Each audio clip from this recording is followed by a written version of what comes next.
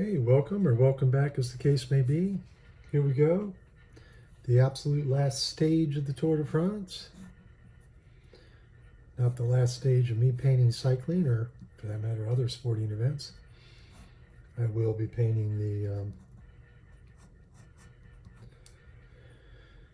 Tour de France Femme, but first, before that, it'll be the Olympics, and I will paint more than just the cycling events. I don't know how many videos I'll do of the tour. I mean, of the Olympics. These kind of videos. I know in the coming days, hopefully before the Olympics start.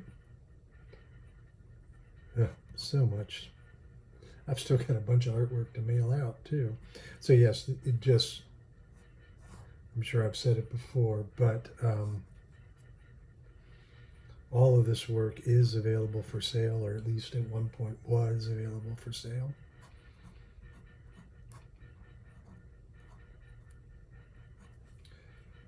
The other reason it would no longer be is because it already sold. But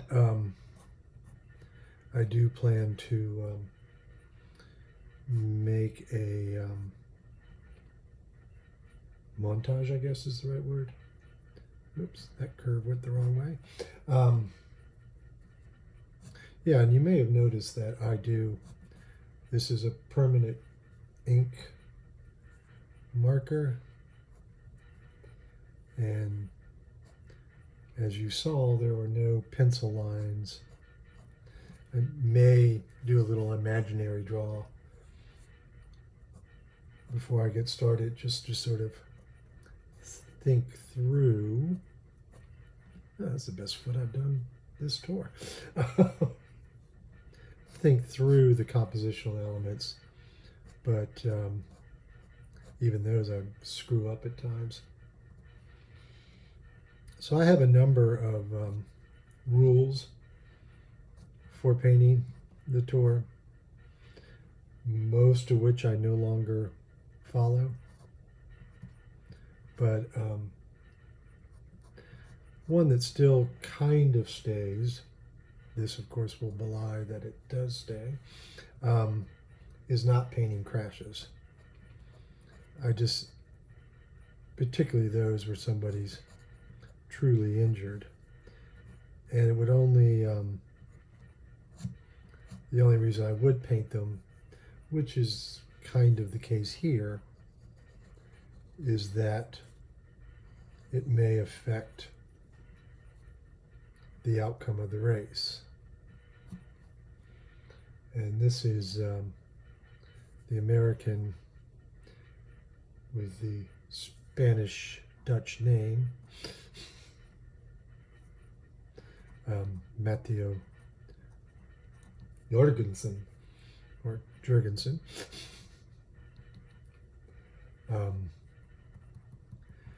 And he is riding to defend his 8th place overall, a position that he took based on his last 2 days of racing. Now, this crash, I cannot remember, I'm sorry, just how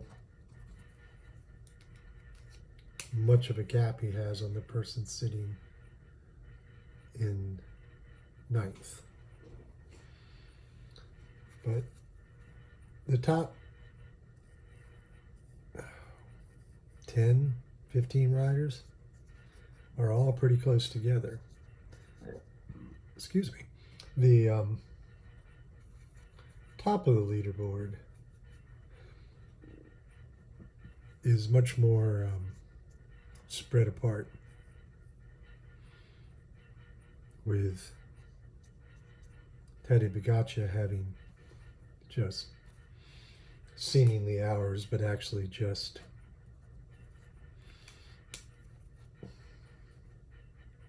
how much time? I'm sorry. It is tired.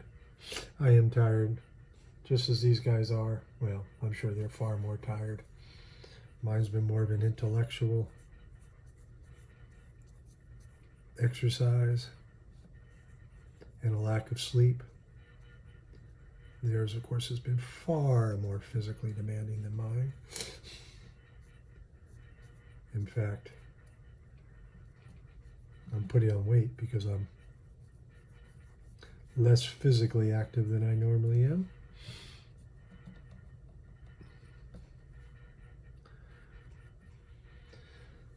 So yeah, I don't like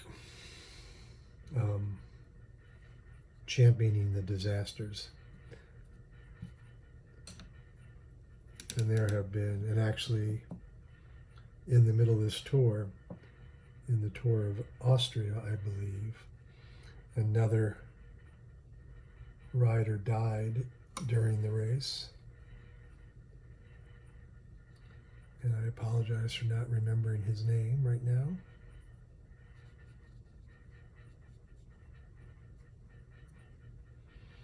But, so it is a very, very dangerous sport. And so I get very frustrated with the broadcasters showing a wreck over and over and over again. I think they have a little bit of sensitivity and not getting too obsessive with wrecks where people were seriously injured.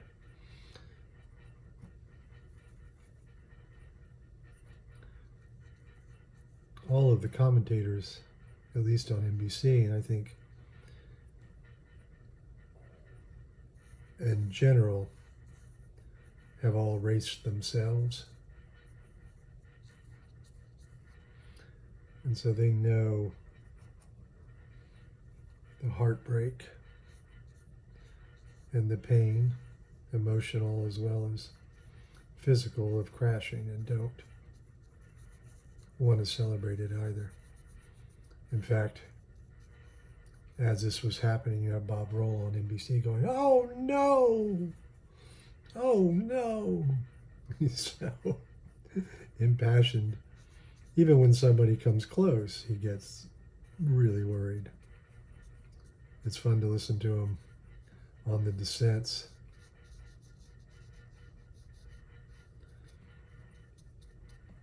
There's some, and you need to find her Buttered Frog. She at least that's on Twitter, and I don't, and notice I still call it Twitter. I don't think she has a Instagram presence, but she tells the story of the tour with dolls, and they're just brilliant. If you haven't seen them yet, I highly recommend you go look for her.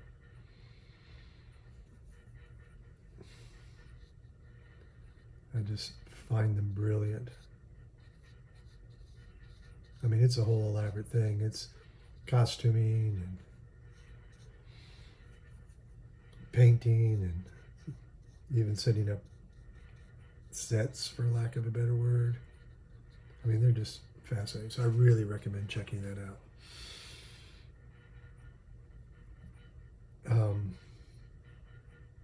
I'll try to remember, but see, here's my dilemma, and of course, I'm getting further and further behind. I don't post these painting videos when I do them because I'm so far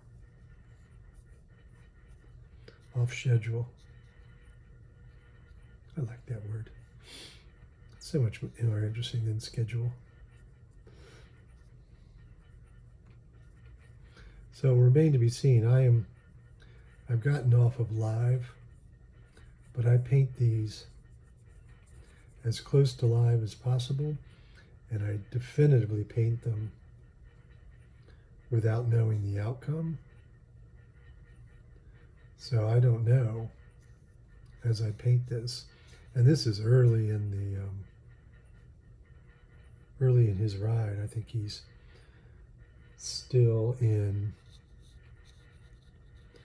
Monte Carlo on his way to Nice.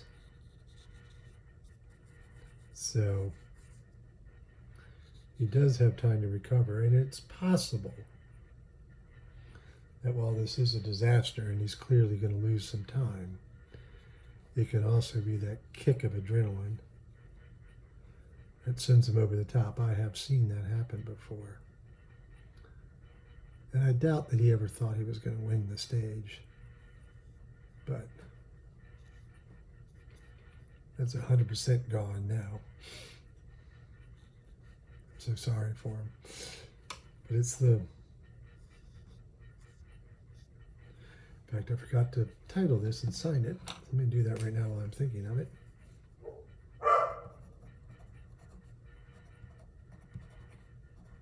Call it Bad Luck on the Final Day.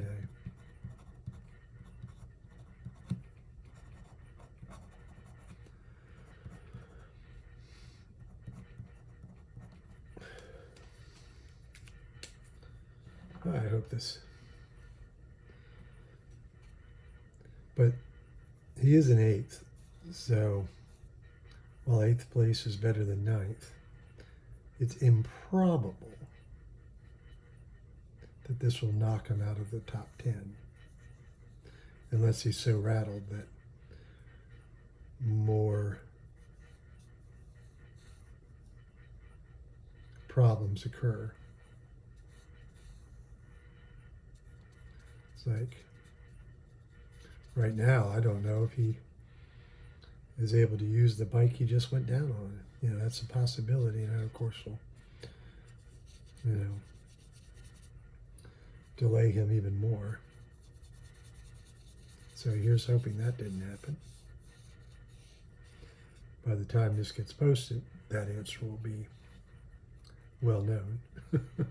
So, I didn't get to a lot of the other things, but I do appreciate you watching. I hope you comment. This work will be on my blog, theartofcycling.blogspot.com, and while you're there, you'll find a direct link for this painting that will take you over to my website, gregleach.com, and there you can purchase this piece or any of the others that I've done that haven't sold yet. I do like that without really thinking about it, we have a perfect complementary color scheme of blue and orange across from each other on the color wheel. You know, sometimes it's so ingrained in my brain to look for that that I didn't even notice I was actually achieving it. So, enough said. Leave me a comment. Talk to me about how you use complementary colors. And I'll see you in the Olympics.